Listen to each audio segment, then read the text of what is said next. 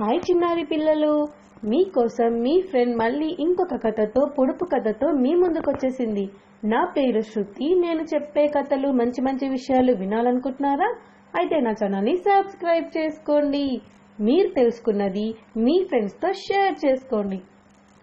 ఈరోజు మనం తెలుసుకోబోయే కథ ఏంటో చెప్పనా? నక్క ఒంటె కథ. ఓకేనా? Ready friends? ఒక అడవిలో నక్క ఒంటె ఉండేవి. అవి ఎప్పటి నుండో చాలా స్నేహంగా ఉండేవి. ఎక్కడికి వెళ్ళినా కలిసే వెళ్ళేవి.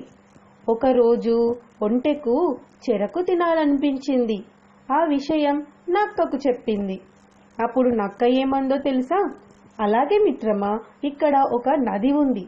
అది దాటితే చెరకు తోట ఉంది.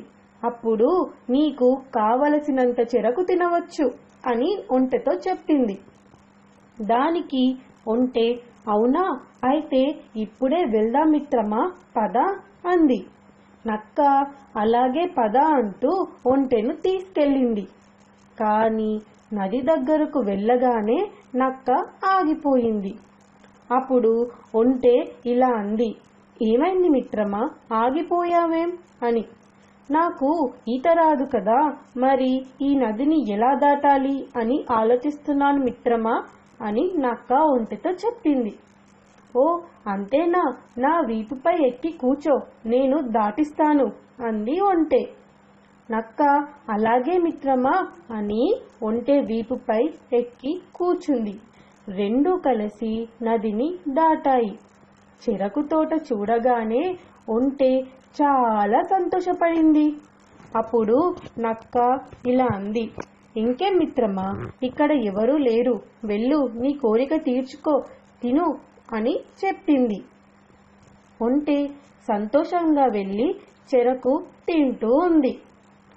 నక్కకు అక్కడ ఆడుకుంటున్న 2 కోడిపిల్లలు కనిపించాయి. వెంటనే వాటి దగ్గరికి వెళ్ళి చటుక్కున వాటిని తినేసింది. దానితో నక్కకు కడుపు నిండింది. అప్పుడు నక్క ఒంటెతో ఇలా అంది, మిత్రమా, నా కడుపు నిండిపోయింది, నాకు ఇప్పుడు పాట పాడాలని ఉంది అని చెప్పింది. దానికి ఒంటె ఇలా అంది, అమ్మో, ఇప్పుడా, వద్దు మిత్రమా, నా కడుపు ఇంకా నిండలేదు. పొలం కాపలా వాళ్ళు నీ పాట విన్నారంటే నన్ను చావబాదుతారు అని చెప్పింది.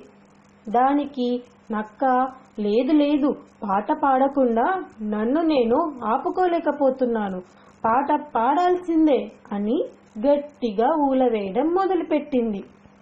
దాని ఊల వినగానే కాపలాదారులు వచ్చి దుడ్డు కర్రలతో ఒంటెను చావబాదారు.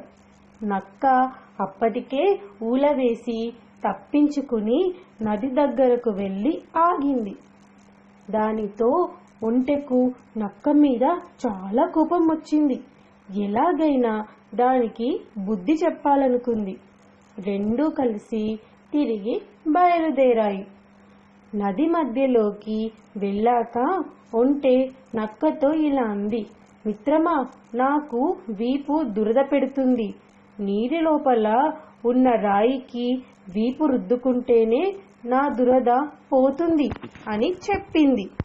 దానికి నక్క భయపడిపోయి, అలా అయితే చేయకు మిత్రమా, నేను మునిగిపోతాను, నాకు ఈత రాదు కదా అంది.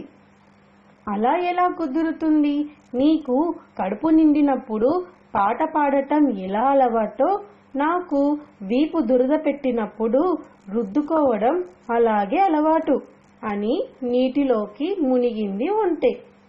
అప్పుడు నక్క ఒంటె వీపు నుండి జారిపోయి నీటిలో పడిపోయింది. రక్షించండి, రక్షించండి అంటూ గట్టిగా కేకలు వేసింది. అప్పుడు ఒంటె దాన్ని క్షమించి రక్షించేసింది, ఒడ్డుకు తీసుకెళ్ళింది. అప్పుడు నక్క తాను చేసిన తప్పేంటో తెలుసుకుని క్షమించమని ఒంటెను కోరింది. అప్పటి నుండి బుద్ధిగా ఉండసాగింది నక్క. ఓకేనా పిల్లలు, ఇది ఈరోజు కథ. ఈ కథ మీకు నచ్చింది కదా?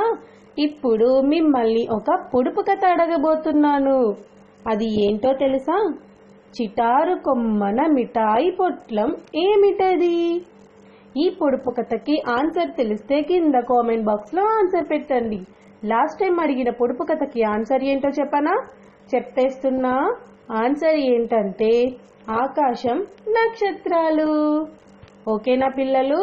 మీరు ఇలాంటి కథలు, పొడుపు కథలు ఇంకా ఎన్నో తెలుసుకోవాలనుకుంటున్నారా?